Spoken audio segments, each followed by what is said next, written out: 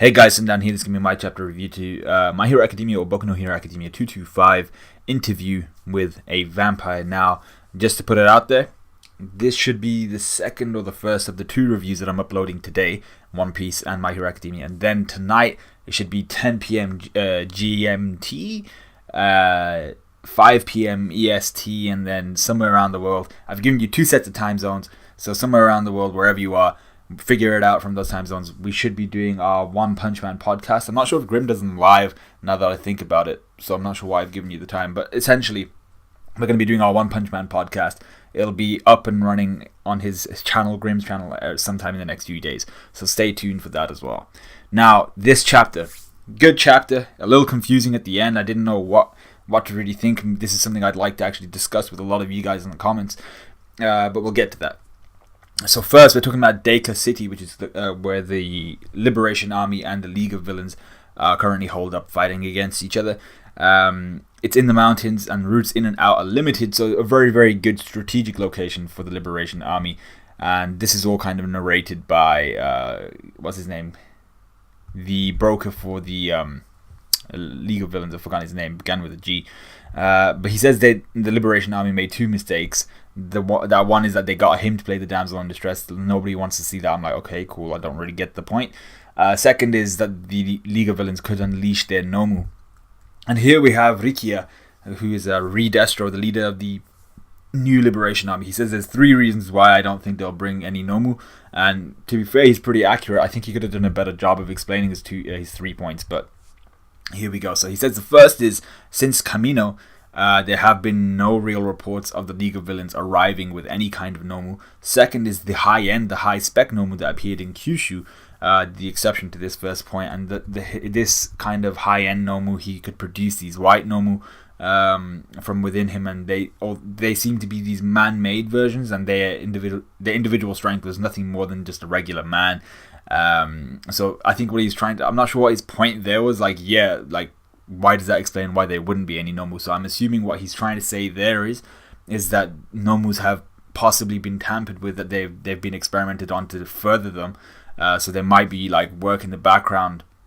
Someone might be working in the background, improving the Nomu so that they could make these other white Nomu and stuff like that. And finally, his third point is that Dabi was kind of like very, very adamant about retrieving the hooded high-end Nomu. So from that comment we can infer that there are currently no other operational Nomu besides the black one that we saw against Endeavor. So his 3 points are, to summarize those, and he summarizes it as well, he says that the Nomu are a support resource provided by All for One, and they can no longer be considered freely usable as an asset to the League because of All for One's imprisonment. So his main points were essentially there haven't been any other sightings alongside the League of Villains. They seem to be being improved or tampered with to improve their functionality or their destructiveness, and Dabi wanting to retrieve that one so adamantly suggests that was the only one that was operational due to these enhancements, and the other ones aren't quite ready yet. So he believes for those reasons that there will be no Nomu, and the League of Villains are just a bunch of delinquents without their Nomu, which is cool. Anyway, everybody else in this little village, in this little city, is attacking the League of Villains, and we have Spinner here shitting himself. He's like, yo, these guys are really strong. We're told that all these city people have been training diligently their minds, bodies, souls, all for the sake of living in this new world. And I'm surprised that, like, obviously, like, I suppose with the power that the Superpower Liberation Army have, they'd be able to kind of close off this city to anybody else. Not with, like, physical borders and barricades and stuff like that, but, like, with an ethos within the city of, like, we want to release all of our powers and stuff like that. But I'm surprised there weren't any, like, molds or anything like that. People with good nature or good characters who heard of the shit going down in their city and then like split off or something and went to the authorities, went to the heroes, went to UA or some shit. No one did that. So this entire city seems to just be a little bit weird, or maybe those people were picked off before they could get out. And the rest of this chapter is just the Shueisha lady, I've forgotten her name, I think it's Kizuki, talking about Toga Himiko, which is Toga. And she's very adamant about, well, once again adamant. She's very intrigued by Toga. She wants to find out why she became the person she is based on her past, which we actually find out a little bit about this chapter. So while she's there kind of talking all this shit, all this smack, her friend, one of her boys gets stabbed in the neck. I'm like, yeah, that's cool. Like, why would you talk to a villain who has been known to murder multiple people, and she can fight against someone like Aizawa? So it's like, really, like, you just got your boy killed. So she's really interested about why such a girl descended into the madness that she's in today.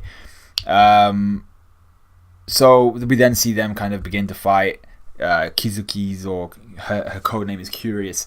Her kind of companions go and attack Toga. They literally cannonball her into a shop, and this is where we find out the Shueisha lady's quirk. Now let me just see what her name was actually Kizuki. Yeah, so we find out that her quirk is landmine, which is something that I actually mentioned last chapter. I said it was either going to be something to do with she can touch something and make it into a landmine, or she can like point and explode, some shit like that. It turned out to be landmine, so anything she touches turns into an explosive. The only issue is her explosions aren't very strong, but she can make up for it by like placing multiple, which would amplify the effect, you'd assume.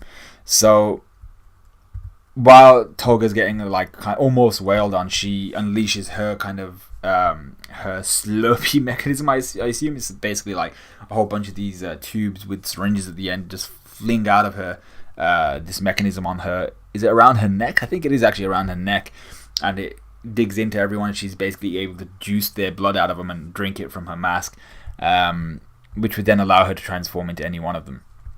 While she's doing this, we have Kizuki kind of narrating over it. She's like, how did you acquire all of this grace? Like her skillful movement, because she is incredibly adept in terms of her acrobatics, her flexibility, her fighting prowess. This is Toga we're talking about. She's incredibly powerful, so we have to kind of consider, and this is what Kizuki is saying. She's like, where did you acquire this? But it's not something you just naturally inherit because you want to murder people. Like, if I wanted to just go out and start murdering people, I wouldn't be like friggin' Bruce Lee level shit. I'd have to be taught that, or I'd have to be training to do that. So how did she acquire this skill so randomly and so quickly? We don't know what frame of time she acquired that skill.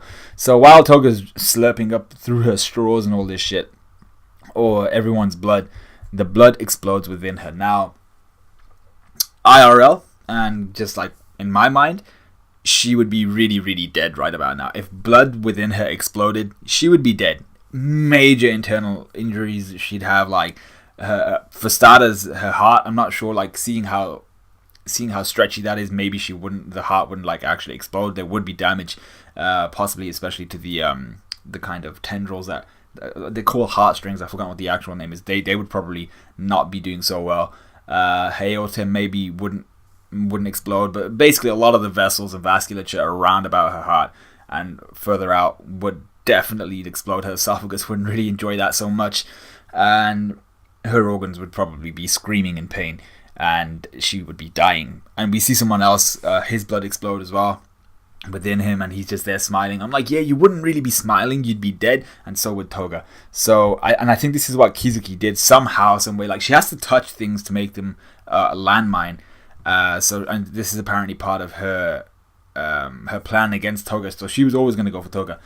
But how do you touch it? Because what I assume she did is she got some of these soldiers who volunteered to have their bodies turned into bombs, and then essentially their blood turned into bombs, in preparation for Toga. But how did she touch their blood? It's not like it's a liquid. Like, can she just touch water and the whole body of water becomes explosive, or is it just that area she touched? But the thing with liquids is it's never stable. It's not concrete. It's not solid. So is it just that one particle she touched or something like that? Let's say one particle, because then it would move around. So if it was liquid, would it be like the one part she touched?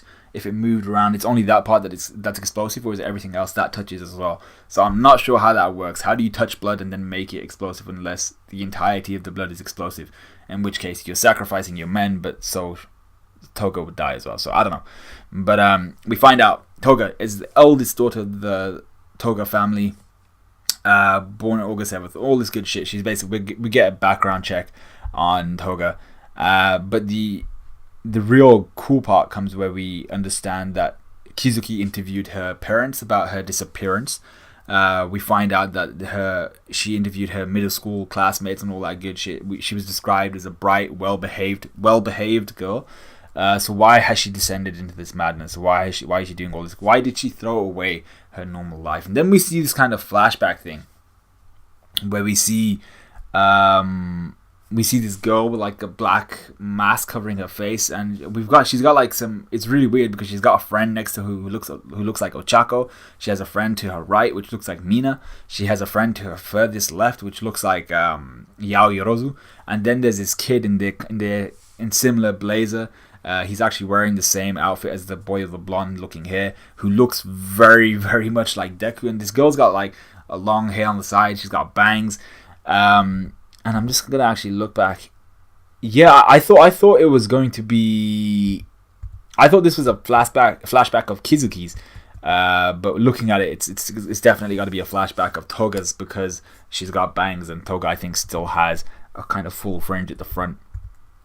So yeah, it's got to be the Toga kind of her past. And basically, once you see this kid that looks like Deku, he looks like he's fighting someone. You see her mask begin to crack, this kind of facade. I assume that's what it's trying to show, that she was in class. She had this kind of societal facade, very, very big thing in Japan. But then this kid was fighting for her. Maybe she fell in love with him or something like that, and her facade began to crack. Like she wanted to display her love for this guy, and her idea of love is a bit cray-cray. So then we see Kizuki's flashback, which is like her boss telling her, this might be the boss of Shueisha or some shit at that time, telling her that like she needs to go into the field. She needs to see the people she's interviewing. She needs to see their faces, look into their hearts, and discover why they did the things they did or whatever happened to them and stuff like that. So she's there going crazy, like, why did you fall into madness? And then we have Toga saying, what is a normal life? And all that shit. And she's like, she understands that the Liberation Army is trying to make like the world a lovely place, and she's like, I love you for that. And I was like, oh, as soon as Toga says she loves someone, you're done. You're pretty much dead. So then we see the lady with the black mask holding a kind of Stanley knife with blood on it. So it's got to be Toga. The face mask cracks and like her facade vanishes, and then we see her Toga with this really maniacal smile on her face, looking like a vampire, which is why I assume this chapter is called Interview with a Vampire. And she's like, I also live a normal life.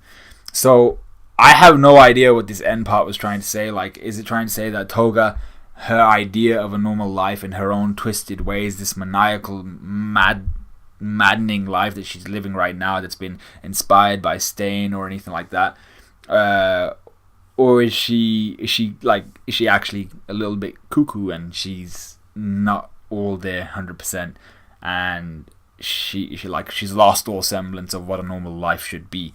I don't know what this is trying to say. I suppose philosophically anybody could say anything about what this could mean, but I'm a little confused. So let me know what you guys thought of this chapter. I thought it was a decent chapter. I'm kind of happy that I guessed Kizuki's quirk spot on, actually. But I do want to know a little bit more about Toga. Like, yeah, you can be inspired by Stain, but why did you then proceed to go on like murder sprees? Because you weren't just murdering random people, you were murdering innocents. So why did she descend into this kind of madness, this lunacy of murdering randoms, innocents, even though she was supposedly inspired by Stain? And how did this kind of come about? Was her middle school life and her friends and all that stuff, was that all a facade and stuff like that? Why do her friends look like freaking Yao Yorozu, Ochako, Deku, and Mina? That's just weird to me. I mean, like, if Deku, the Deku looking dude, looked like Deku, then fine, that's cool. But if all your friends look like all his friends, that's just weird. So let me know what you guys thought of the chapter. Let me know what you guys thought of this review. Like, comment, subscribe, all of that good stuff, and I'll see you guys in a bit.